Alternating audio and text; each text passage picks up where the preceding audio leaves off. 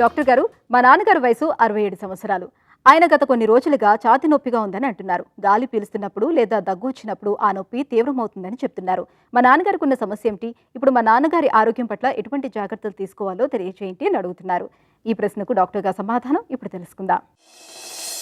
ఈ ఛాతీ నొప్పి అంటే మనం అన్నీ ఎక్కువగా ఎప్పుడు గుండెకి సంబంధించింది అనుకుంటాము. రూల్ అవుట్ చేసుకోవడం ఎప్పుడు చాలా ఇంపార్టెంట్. ఎందుకంటే గుండెకి సంబంధించిన నొప్పి ఒక్కొక్కసారి మనకు టైం ఇవ్వదు, మినిట్స్లో దిగజారే అవకాశం ఉంటుంది. సో ఎప్పుడు దాని గురించి ఆలోచించాలి. అయితే అదొక్కటే కారణం కాదు. మనకి ఛాతీ నొప్పి వచ్చింది అంటే ఛాతీలో గుండెతో పాటు ఇంకా చాలా ఆర్గన్స్ ఉన్నాయి. లంగ్స్ ఉన్నాయి, అట్లాగే ఫుడ్ పైప్ ఉంది, కింద స్టమక్ ఉంది. ఒకసారి స్టమక్ కూడా చెస్ట్ పెయిన్ లాగా స్టమక్లో ఉన్న ప్రాబ్లం వల్ల కూడా అవ్వచ్చు. మజిల్స్ ఉన్నాయి, రిబ్స్ ఉన్నాయి, ఇవన్నిట్లో అలాగే హార్ట్ చుట్టూ ఒక పల్చటి పొర ఉంటుంది, పెరికార్డియం అని. ఇందులో ఏ రకమైన ప్రాబ్లం వచ్చినా కూడా మనకి చెస్ట్ పెయిన్ అనేది రావచ్చు అనమాట. అయితే మనకి ఎప్పుడైతే దగ్గినప్పుడు లేదా గాలి పీల్చుకున్నప్పుడు నొప్పి వస్తుంది అంటే అది ఊపిరితిత్తులకు సంబంధించింది అయ్యే అవకాశం ఉంటుంది. టిపికల్గా ఒక సిమ్టమ్ అలా ఎక్కువగా ఉంటే కనుక ఒకటి న్యూమోనియా ఉండొచ్చు. ఊపిరితిత్తుల్లో న్యూమోనియా ఉన్నప్పుడు అది మనకి చివర్లో పెరిఫెరీలో అంటే పక్క భాగంలో ఉన్నప్పుడు అది ప్లూరా అని చెప్పాను కదా ఇంతకుముందు, పల్చటి పొర ఉంటుంది ఊపిరితిత్తుల చుట్టూ. అది మనకి ఇరిటేట్ అయినప్పుడు అక్కడ ఉన్న నర్వ్స్ వల్ల పెయిన్ అనేది రావచ్చు అనమాట.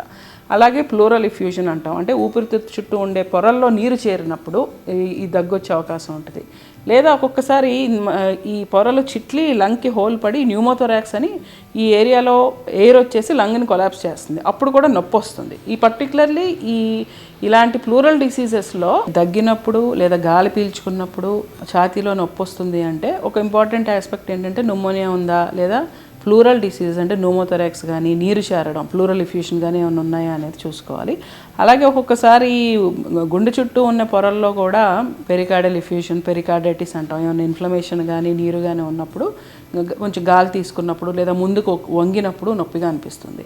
ఇక్కడ వన్ ఇంపార్టెంట్ పాయింట్ ఏంటంటే గుండెకి సంబంధించిన నొప్పి యూజువల్గా సివియర్గా ఉండి దాంతోపాటు చెమటలు పట్టడము, దడ కానీ ఉన్నా లేదా నడిచినప్పుడు నొప్పి వస్తుంది, రెస్ట్ తీసుకోగానే తగ్గుతుంది, కొన్ని సెకండ్లు ఉండిపోతుంది అంటే మాత్రం we have to suspect heart disease అనమాట, హార్ట్ పెయిన్. ఇది చాలా ఇంపార్టెంట్. అంటే నడవంగానే ఎక్కువ అవుతుంది, కూర్చుంటే మళ్ళీ వెంటనే తగ్గిపోతుంది, లేదా అసోసియేటెడ్ చెమటలు పడుతున్నాయి, సివియర్గా ఉంది అని.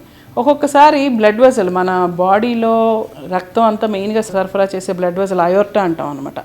ఈ అయోర్టా అనేది ఒక్కొక్కసారి వాల్ పల్చగా అయ్యి అక్కడ బ్రేక్ అవుతుంది, డైసెక్షన్ అంటాం. దానిలో కూడా స్టాబింగ్ పెయిన్ వస్తుంది, చెస్ట్లో కానీ బ్యాక్లో కానీ. సో ఇది ఎప్పుడు కూడా బ్యాక్గ్రౌండ్ మైండ్లో అందరూ డాక్టర్లు పెట్టుకోవాలి, ఎందుకంటే ఈ అయోర్టిక్ డైసెక్షన్ అనేది ఎమర్జెన్సీ. ఇది వెంటనే సస్పెక్ట్ చేయకపోతే ప్రాణాలు పోయే ప్రమాదం ఉంటుంది అనమాట. సో ఇలా చెస్ట్ పెయిన్కి రకరకాల కారణాలు ఉంటాయి. బట్ పర్టికులర్లీ బ్రీదింగ్తో ఎక్కువ అవుతుంది, దగ్గుతో ఎక్కువ అవుతుంది. దగ్గు ఉంది పేషెంట్కి అంటే ఊపిరితిత్తుల సమస్యలు ఉండే అవకాశం ఉంది. సో దాని గురించి ఎక్స్రే అది చేయించి స్పెషలిస్ట్ని కన్సల్ట్ అవ్వాలి. అలాగే ఇంకొక మోస్ట్ కామన్ కండిషన్ ఉంటుంది చెస్ట్ పెయిన్కి. మనకి రిబ్స్ ఎముకలు మన బ్రెస్ట్ బోన్ సెంటర్లో ఉంటుంది. దానికి ఎక్కడైతే జాయిన్ అవుతాయో ఆ జాయింట్లో ఇన్ఫ్లమేషన్ ఫ్రీక్వెంట్గా వస్తూ ఉంటుంది అనమాట. దాన్ని కాస్టోకాండ్రైటిస్ అంటాం. సో ఆ పెయిన్కి బాగా భయపడిపోతారు పేషెంట్లు, ఏమవుతుందో అనేసి. కానీ మనం ముట్టుకొని చూస్తే అక్కడ నొక్కితే అక్కడ నొప్పి ఉంటుంది. సో అది సింపుల్ డిసీజ్ కాస్టోకాండ్రైటిస్ అనేది. ఈవెన్ వైటమిన్ డి డెఫిషియన్సీ ఉన్నప్పుడు కూడా మనకి కామన్గా చూస్తాం. ఇప్పుడు వైటమిన్ డి అందరికీ తక్కువే ఉంటుంది. ఒకసారి బోన్స్ పలచపడి ఆ జాయింట్ దగ్గర నొప్పి వచ్చే అవకాశం ఉంటుంది అనమాట. చెస్ట్ పెయిన్ అంటే ఇలా సింపుల్ రీజన్స్ నుంచి ప్రాణానికి ప్రమాదం అయ్యే రీజన్ వరకు ఉంటాయన్నమాట. అందుకని అన్నిటికీ ఒకటే మంత్రం ఉండదు. ఏంటి అనేది వెంటనే చూపించుకొని దానికి తగ్గట్టుగా ట్రీట్మెంట్ తీసుకోవాలి.